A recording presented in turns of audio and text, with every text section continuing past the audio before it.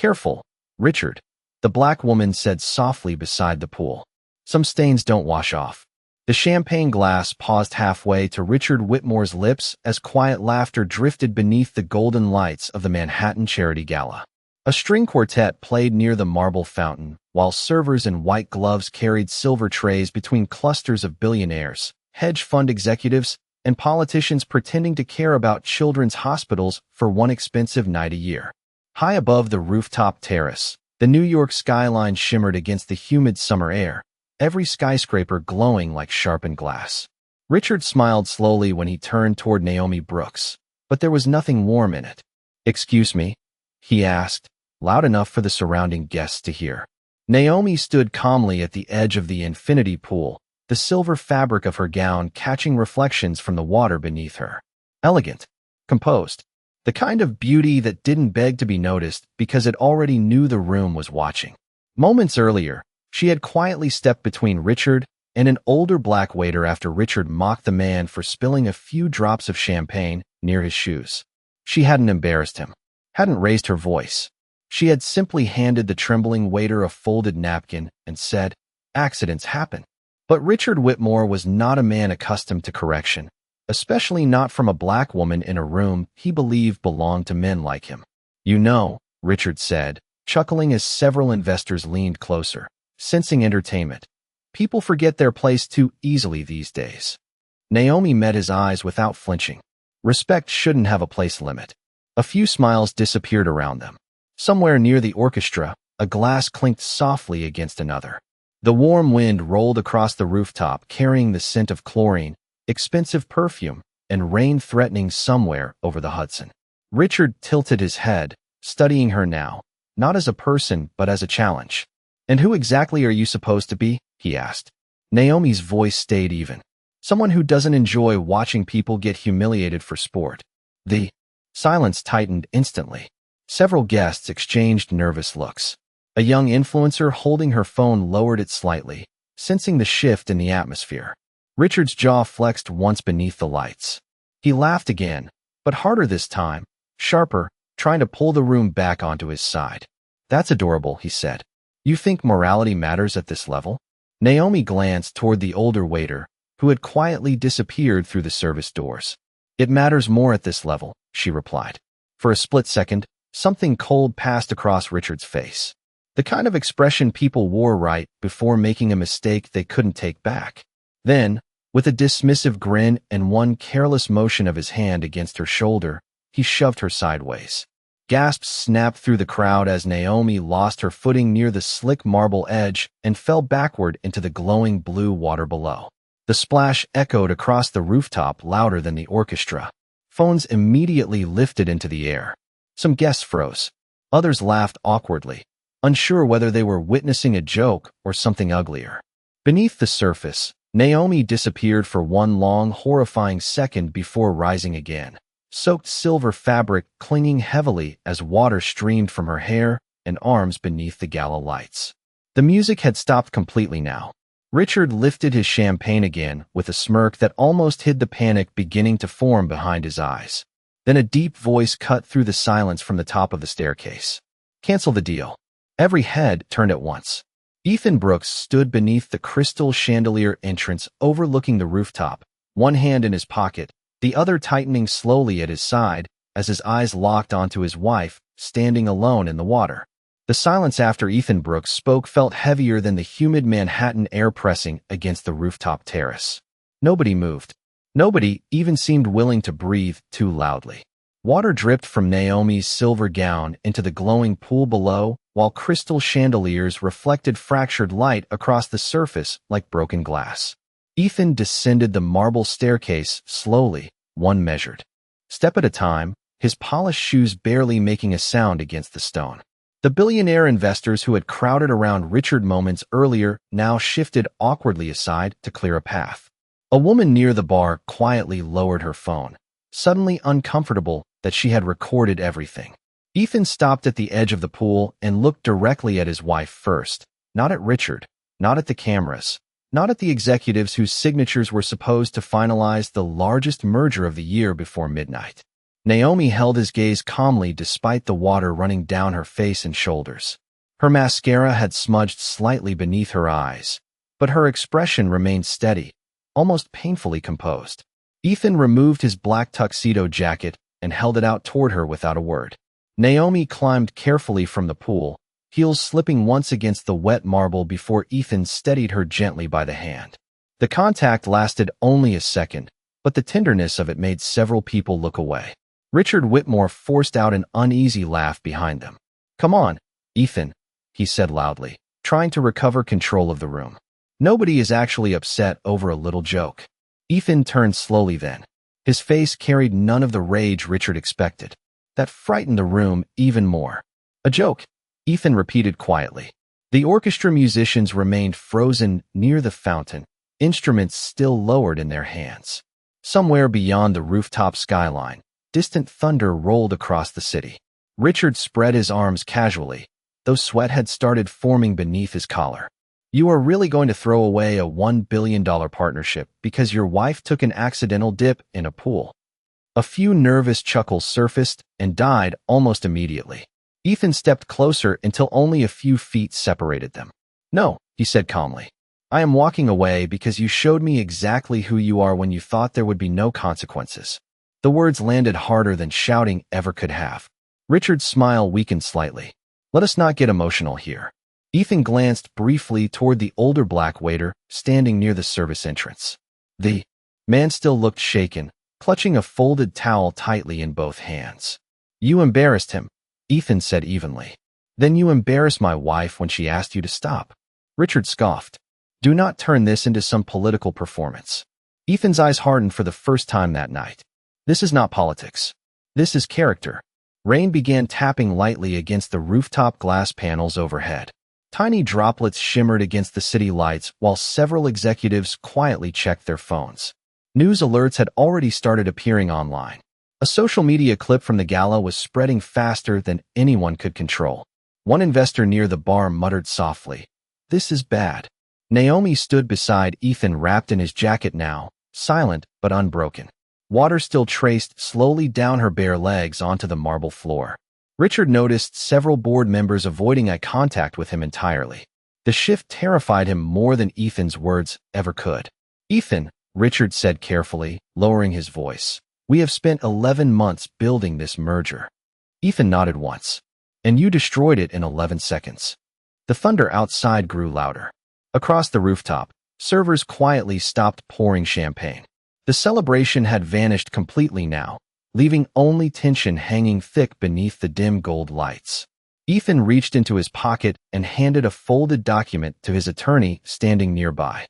"Effective immediately," he said without looking away from Richard. "Brooks Horizon is terminating all negotiations with Whitmore Capital." Gasps spread through the rooftop like a sudden cold wind. Richard's face drained of color. "You cannot be serious." Ethan finally stepped back toward Naomi, placing one steady hand against the small of her back. "Watch me." For several long seconds, nobody on the rooftop moved after Ethan Brooks spoke those final two words. "Watch me." Rain drifted softly through the open sides of the terrace now, misting the marble floors and turning the city lights beyond the glass towers into blurred streaks of gold and white. Richard Whitmore stood frozen near the pool, his champagne untouched in one hand while whispers quietly spread across the gala like cracks through ice. Naomi could hear them even over the distant thunder. Did he really just walk away? That was the Whitmore merger. $1 billion. A server hurried past carrying folded towels nobody seemed willing to accept. The orchestra had started packing away their instruments in uncomfortable silence. Ethan kept his hand gently against Naomi's back as they turned toward the exit staircase together, but before they reached it, a sharp voice cut across the rooftop. "You are making a massive mistake." Richard's composure was beginning to splinter now. His face had tightened beneath the rain, and the confidence that once filled his posture seemed to shrink under the weight of dozens of watching eyes. Ethan stopped halfway to the stairs, but did not turn around immediately. Naomi glanced toward him quietly. Even now, his breathing remained steady, controlled. That frightened Richard more than anger ever could. "You need this deal," Richard continued, louder this time. The expansion into Europe collapses without Whitmore capital. Several executives nearby shifted awkwardly. One man loosened his tie. Another discreetly stepped farther away from Richard, as if distance alone could protect his reputation. Ethan finally turned then, calm dark eyes settling on the older billionaire. "No," he said quietly. "What collapses tonight is your illusion that money excuses humiliation." The words landed with brutal clarity beneath the chandelier light. Richard laughed bitterly. "You think these people care about morality?" Ethan glanced slowly around the rooftop. A few guests immediately looked away. Others stared at the floor. One woman ended a phone call the second his eyes passed over her. "They care about exposure," Ethan replied. "And tonight, everyone here saw exactly who you are when cameras were rolling." Richard's jaw tightened hard enough to show beneath his skin. Naomi remained silent beside her husband, soaked fabric still clinging heavily beneath the black tuxedo jacket draped over her shoulders. Yet somehow she looked stronger now than anyone else in the room. That calm dignity unsettled people. It forced them to confront what they had witnessed and done nothing to stop. A phone vibrated loudly nearby. Then another. Then several more in quick succession. Ethan's attorney glanced down at his screen and exhaled slowly. "The video is everywhere already." Richard immediately grabbed his own phone from his pocket. His face changed almost instantly the moment he opened social media. Millions of views were climbing by the second beneath footage of Naomi falling into the illuminated pool while horrified guests gasped in the background. Headlines had already started appearing. Wall Street billionaire publicly humiliates CEO's wife at charity gala. Investor backlash begins after viral Manhattan incident. Richard swallowed hard. "This is ridiculous," he muttered. "People online forget things in 2 days." But even as he spoke, another executive quietly approached Ethan. "Brooks," the man said carefully, "my firm would still be interested in discussing the European expansion privately." Richard looked up sharply. Then another investor stepped forward. "Us as well." The shift happened almost invisibly after that. Tiny movements. Tiny betrayals. People who had laughed beside Richard 30 minutes earlier were now creating distance from him, one polite excuse at a time. Naomi watched it happen silently. No revenge. No celebration. Just consequence unfolding naturally beneath the rain. Richard noticed it too. His breathing became shallower. "You are all seriously abandoning this partnership over one misunderstanding." Nobody answered him immediately. The silence itself became the answer. Ethan adjusted the jacket slightly around Naomi's shoulders before speaking one final time. "No, Richard," he said calmly. "They are abandoning you because character always surfaces eventually. Tonight, yours did." Then he guided Naomi toward the staircase, while behind them the rooftop gala continued unraveling beneath the cold Manhattan rain. The elevator ride down from the rooftop felt strangely quiet compared to the storm unraveling online above them. Soft jazz drifted through hidden speakers, while rain traced slow lines across the glass walls overlooking Midtown Manhattan. Naomi stood beside Ethan. In silence, arms folded tightly beneath the oversized tuxedo jacket still wrapped around her shoulders. Her wet silver gown shimmered faintly beneath the elevator lights, droplets collecting near her heels with every small movement. Ethan glanced toward her once, his expression unreadable, but he said nothing. He knew her well enough to understand that silence was how she gathered herself. The doors opened into the private underground entrance where black SUVs waited beneath rows of cold fluorescent lights. Security guards straightened immediately as Ethan and Naomi stepped forward. One assistant hurried over holding an umbrella despite the covered driveway. "Sir," he said cautiously, lowering his voice, "the board is requesting an emergency conference call within the hour." Ethan nodded once. "Tomorrow morning. They are concerned about the stock reaction overseas." Ethan opened the rear car door for Naomi first. "Tomorrow," he repeated calmly. The assistant swallowed and stepped back. Inside the SUV, the city noise softened into a distant muffled hum. Rain tapped steadily against the windows while Manhattan blurred past in streaks of red brake lights and glowing storefronts. Neither of them spoke for several blocks. Naomi stared quietly out the window at pedestrians rushing beneath umbrellas along Lexington Avenue, while Ethan loosened his tie slightly beside her. Finally, his voice broke the silence. "Are you cold?" Naomi looked down at the damp sleeves covering her hands. A little.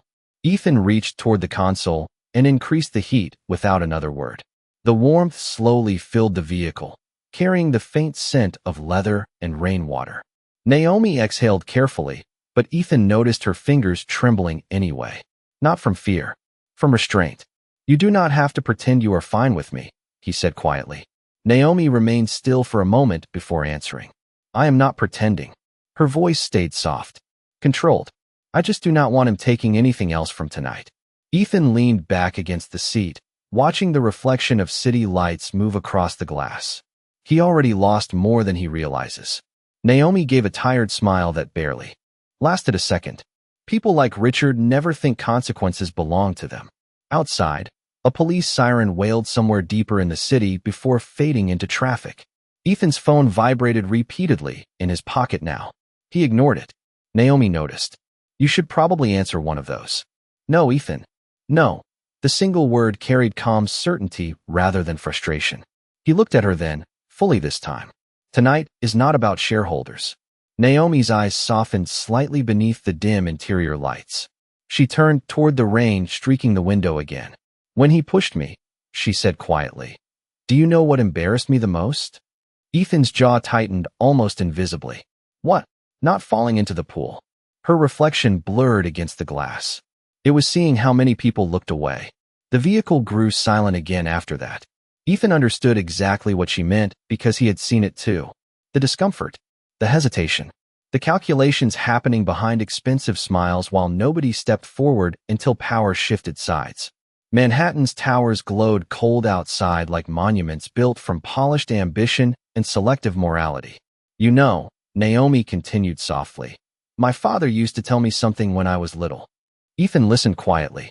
He said some people will clap for you at charity events and still disrespect you the moment they think your dignity costs them nothing. Ethan lowered his gaze briefly. "Your father was a wise man." Naomi smiled faintly.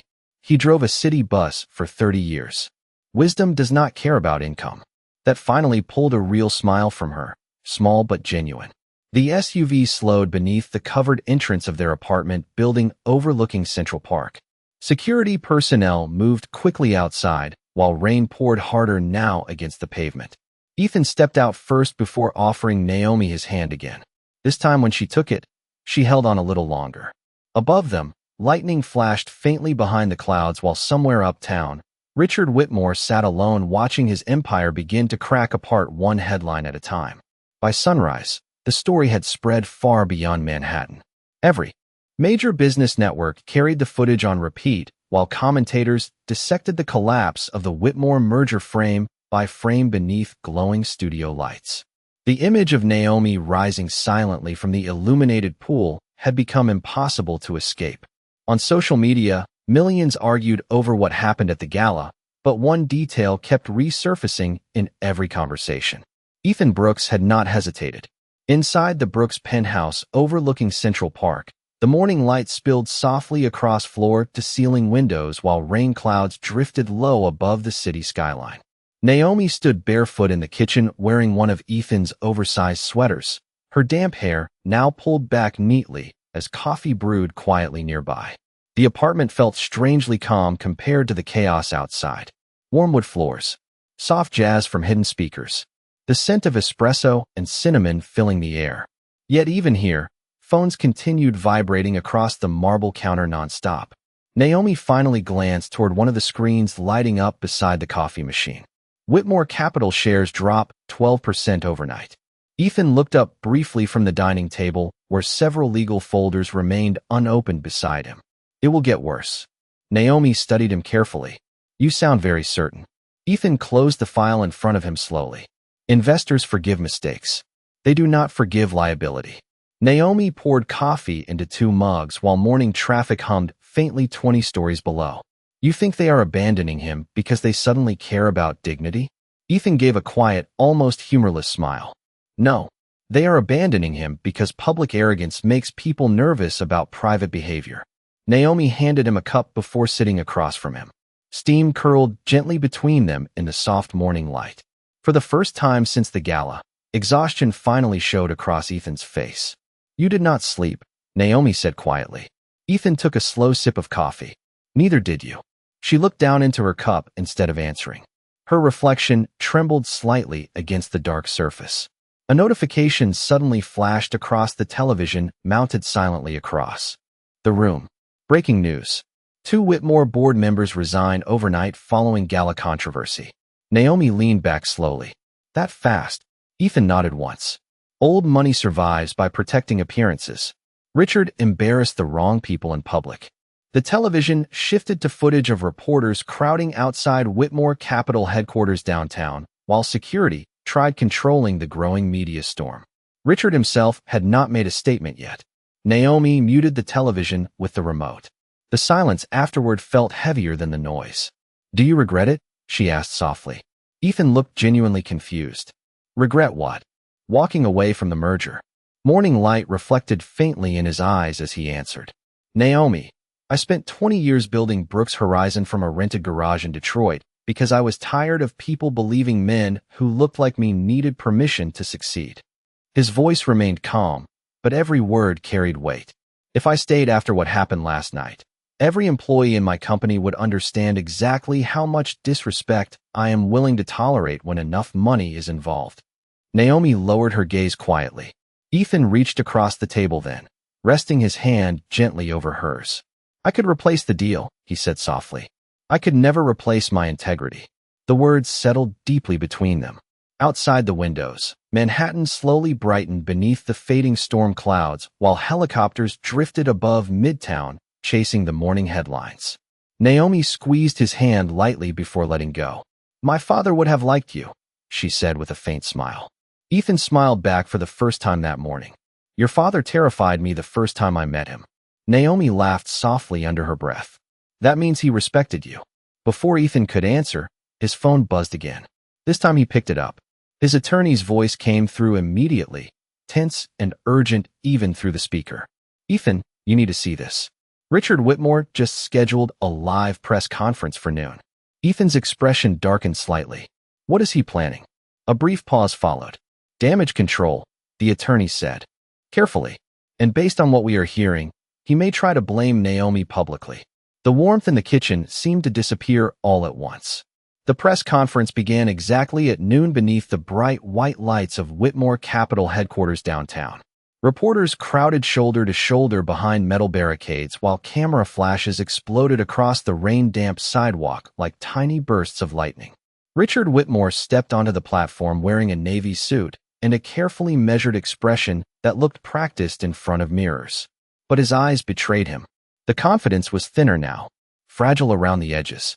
Inside the Brooks penthouse, the television glowed silently across the living room while Naomi sat curled near the window overlooking Central Park, one leg tucked beneath her as soft rain continued streaking against the glass. Ethan stood nearby with his arms folded, watching Richard adjust the microphone beneath a storm of questions from the media. "Mr. Whitmore, do you regret your actions? Did Brooks Horizon officially terminate negotiations? Were racial remarks made before the incident?" Richard raised one hand for silence. "Last night's events have been grossly misrepresented online," he began smoothly. Naomi lowered her eyes immediately. Ethan noticed. "You do not have to watch this." Naomi shook her head softly. "Yes, I do." Richard continued speaking while the cameras rolled. "There has been an unfortunate effort to frame an accidental misunderstanding as something malicious." Ethan's jaw tightened almost invisibly. On screen, Richard offered a small rehearsed smile. "Mrs. Brooks unfortunately slipped near the pool during a crowded moment at the gala. Any suggestion otherwise is irresponsible." Naomi exhaled slowly through her nose. Not anger, disappointment, the kind that settled deep and quiet. Richard glanced briefly toward the reporters before delivering the line his advisors had probably prepared all morning. "Sadly, in today's climate, people rush to create narratives around race and victimhood before facts are confirmed." The room inside the penthouse fell completely silent. Even the rain against the windows seemed softer now.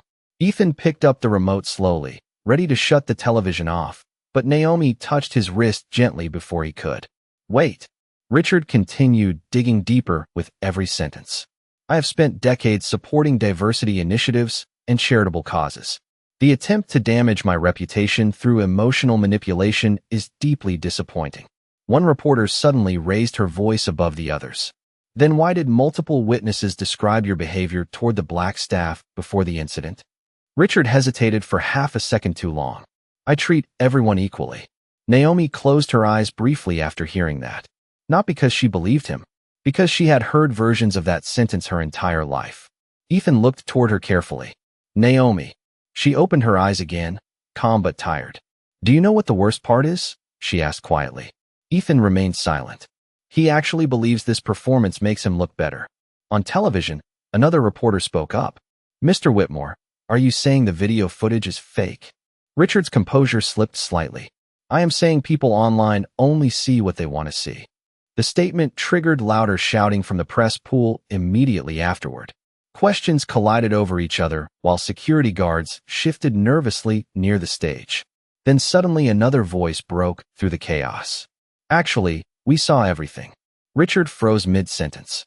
The cameras turned sharply toward the back of the crowd, where the older black waiter from the gala slowly stepped forward, holding his employee badge in trembling hands. Naomi sat upright instantly. The man looked terrified beneath dozens of cameras aimed directly at him, but he kept walking anyway. Rain dotted his gray uniform, while reporters quickly moved aside to let him pass. Sir, the waiter said shakily into the silence, looking directly at Richard. She only asked you to stop humiliating me. Richard's face drained of color. This is inappropriate. One Whitmore executive snapped from nearby. But the waiter kept speaking. She treated me with kindness when nobody else did. His voice cracked slightly. And you pushed her. Because you were angry, she embarrassed you in front of rich people. The entire sidewalk seemed to stop breathing at once. Inside the penthouse, Naomi covered her mouth quietly with one hand, while Ethan stared at the screen without blinking. Richard looked around desperately now, but the cameras no longer belonged to him. The truth had entered the room. The moment the waiter finished speaking, the entire press conference collapsed into chaos. Reporters surged forward beneath the rain, microphones lifting higher while camera flashes exploded across Richard Whitmore's face in rapid bursts of white light. Sir, did you push her intentionally? Were employees pressured to stay silent? Is Brooks Horizon preparing legal action? Richard stepped back from the podium, visibly shaken now, the polished confidence from earlier completely unraveling beneath the weight of public scrutiny. Security guards moved nervously through the crowd, while one Whitmore executive whispered frantically into a phone near the stage. But the damage was already happening in real time. Millions were watching live. Inside the Brooks penthouse, Ethan muted the television slowly while Naomi remained seated near the window, her eyes still fixed on the frozen image of the older waiter standing alone beneath the rain. The apartment felt unusually quiet after the shouting from the broadcast disappeared. Only the soft hum of traffic below and the distant rumble of thunder remained. Naomi lowered her gaze. He did not have to do that. Ethan understood immediately who she meant. No, he said softly. But he was tired of being invisible. Naomi sat silently for a few seconds before standing and walking toward the kitchen windows. Central Park stretched below in muted shades of green and gray beneath the storm clouds, while pedestrians hurried along wet sidewalks carrying umbrellas against the rain. Ethan watched her reflection in the glass. You are thinking about your father again. Naomi smiled faintly without turning around. He used to come home exhausted every night, smelling like diesel fuel and coffee from the depot vending machines. Her fingers brushed lightly against the edge of the marble. Counter. But whenever somebody disrespected another person in public, he always stepped in. Ethan leaned quietly against the doorway listening. Naomi exhaled softly. He said silence teaches people what they can get away with. Back on the television, reporters continued shouting questions around the trembling press conference while a news banner flashed across the bottom of the screen. Whitmore Capital shares fall 23% amid public backlash. Ethan's phone buzzed again. This time it was not an attorney. It was one of the European investors originally tied to the canceled merger. Ethan answered calmly. Brooks. A nervous voice replied immediately. Ethan, we would like to revisit our proposal privately, without Whitmore involved. Ethan glanced toward Naomi before answering. Send the details tomorrow. There is one more thing, the investor added carefully.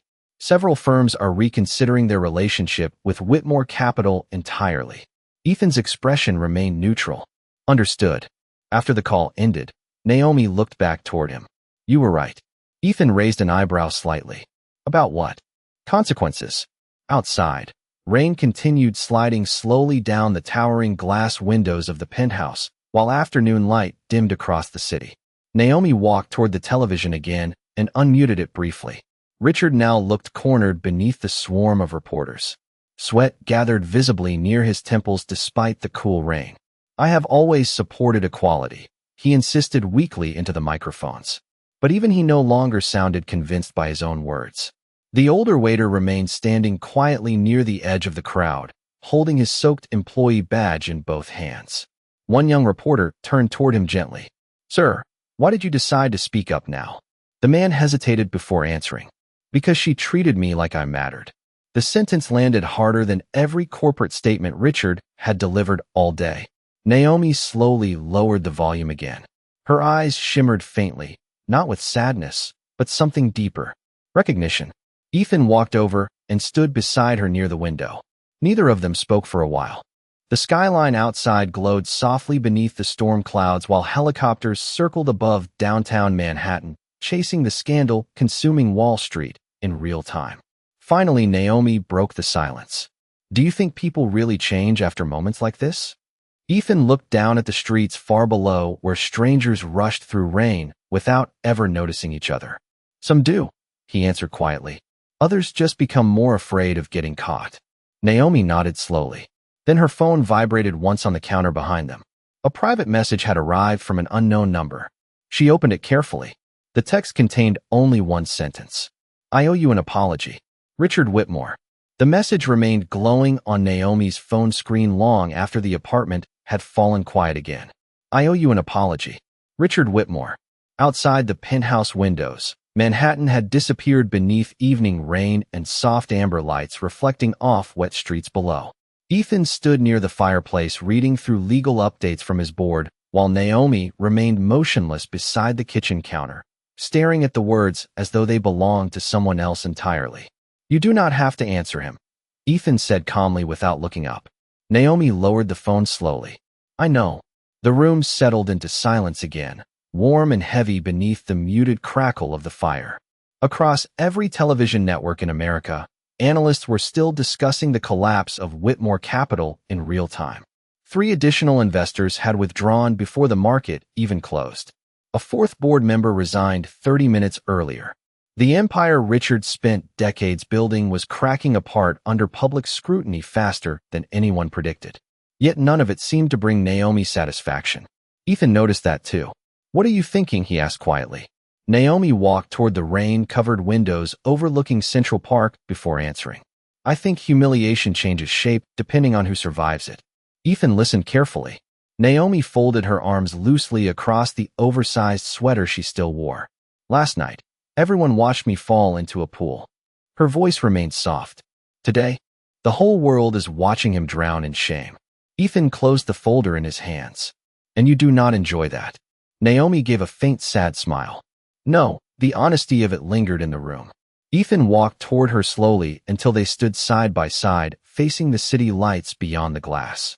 Below them, yellow taxis moved through the rain like streaks of gold, while pedestrians hurried beneath umbrellas unaware that conversations inside this penthouse were shaping tomorrow's headlines. Naomi glanced down at the message again.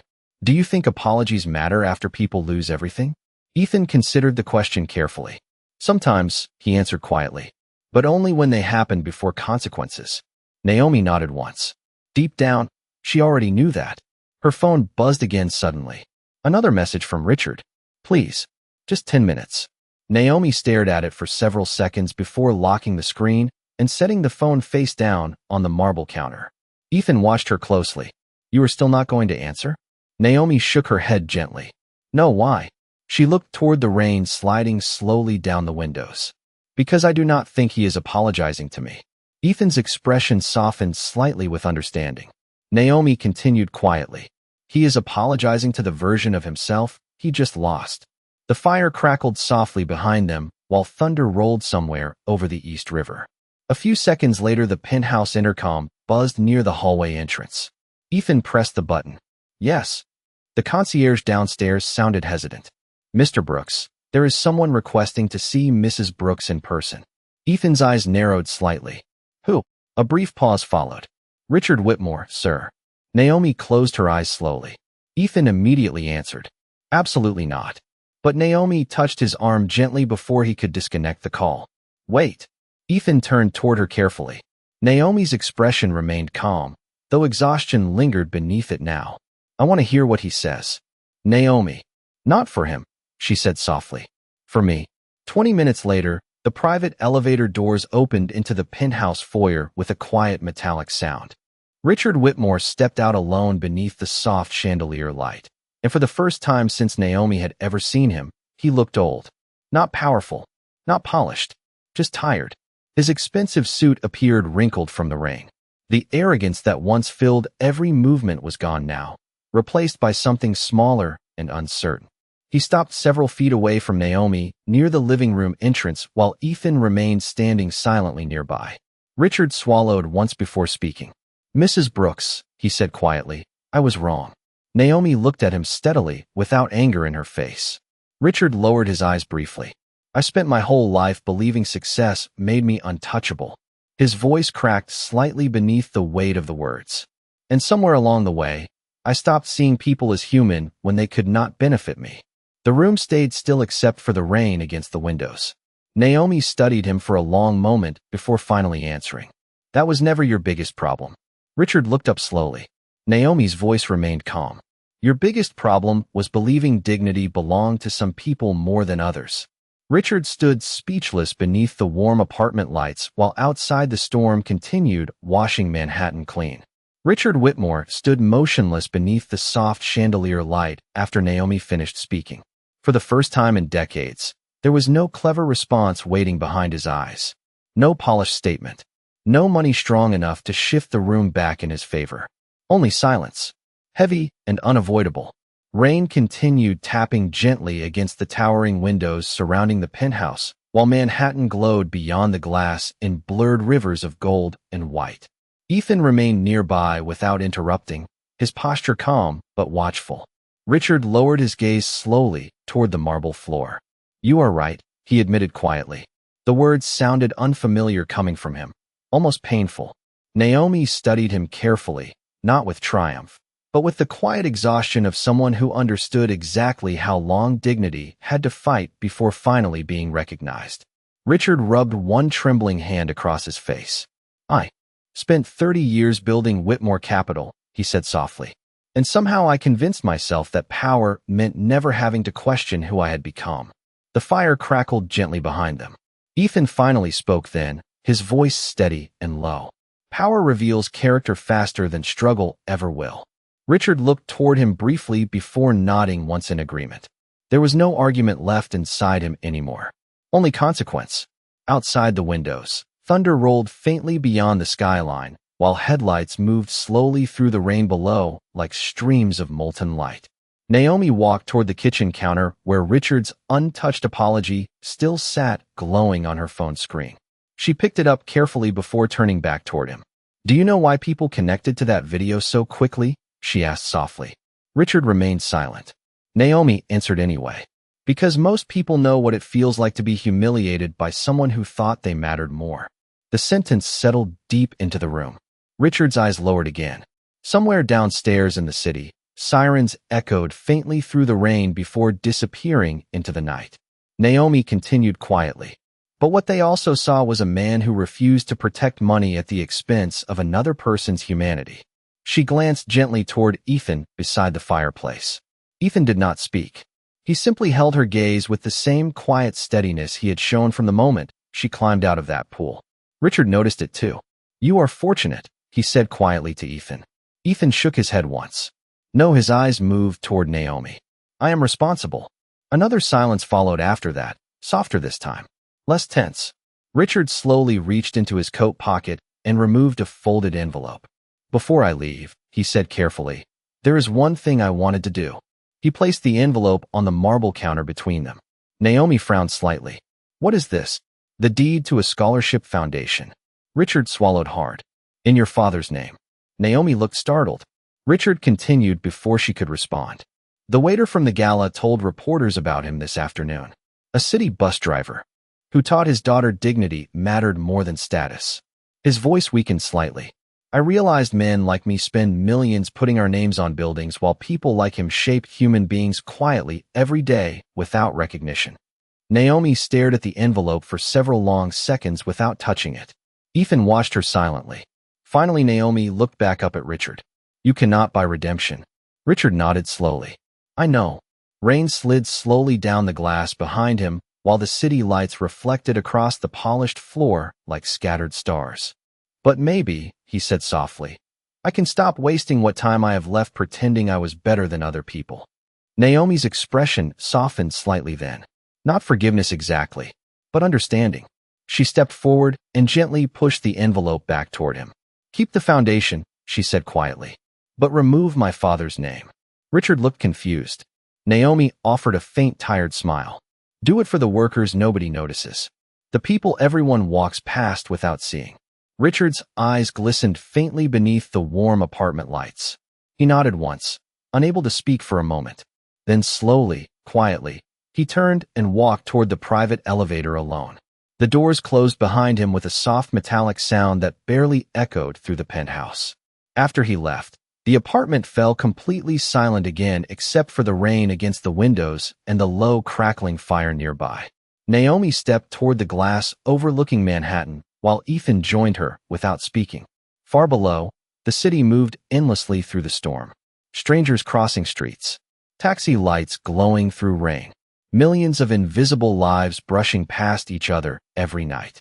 Ethan gently reached for Naomi's hand. She held it tightly. Neither of them said another word. But reflected in the dark glass before them, beneath the quiet lights of the city, dignity finally stood untouched.